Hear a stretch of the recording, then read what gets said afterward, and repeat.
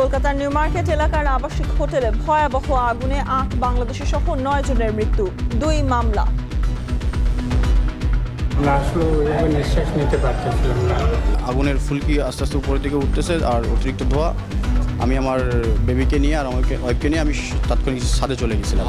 কোনো আতঙ্কের মধ্যে আছি। আমি আল্লাহ পাকের কাছে লাখ লাখ শুকরিয়া যে বেঁচে আছি।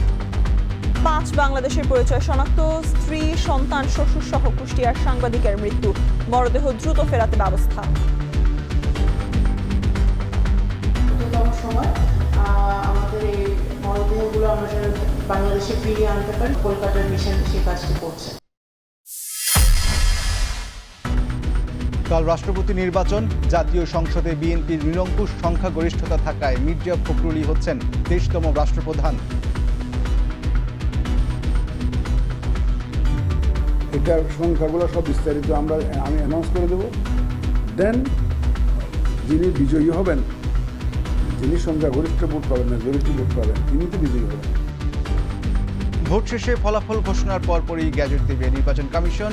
২১ আগস্ট সন্ধ্যায় বঙ্গভবনের শপথ।